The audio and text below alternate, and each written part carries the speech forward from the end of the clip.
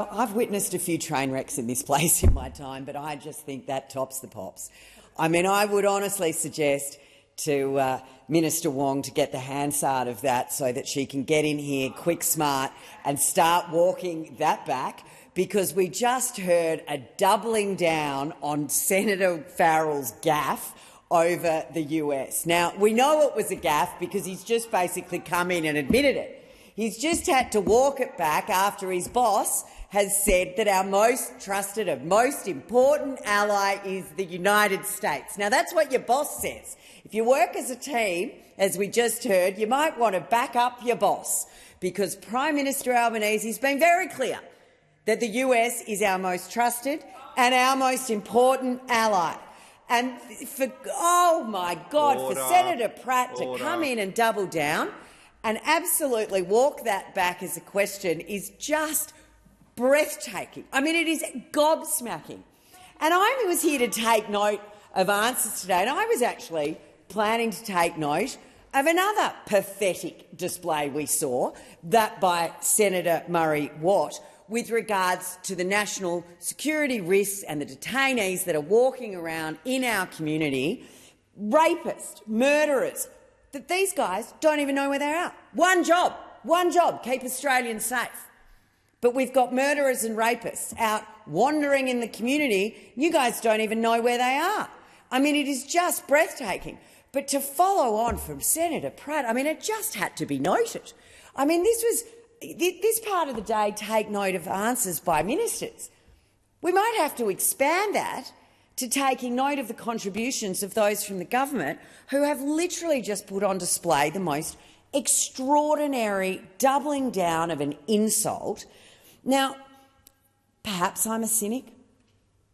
Perhaps I don't have blind faith in those opposite. Might come as a surprise to some, knowing how opaque they are when it comes to any policy. Their new favourite trick, and you gallery might be interested in this, they now actually make people they consult on policy and legislation sign NDAs so that no one can discuss what they want to roll out in their policy agenda. They don't actually share any legislation beforehand, and they just plan to ram it through, usually in a dirty deal with their mates in the Greens.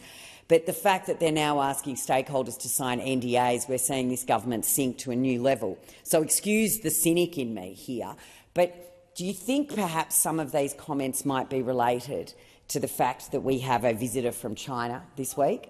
Do you think they might be here going, don't worry, mate, you know, we've seen them dump the anti-dumping, get rid of the anti-dumping provisions is probably better English, but get rid of the anti-dumping provisions when it comes to wind turbines just today, just as a friendly gesture to China. Come and dump all your wind turbines here. Don't worry about any manufacturing in Australia.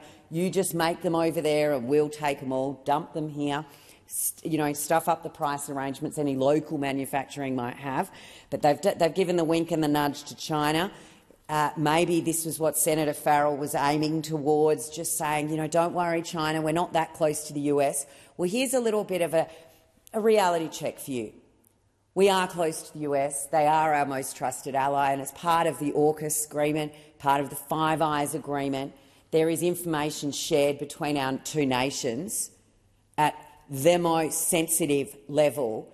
And to play, I mean, it's not even plain politics, it's just plain stupidity.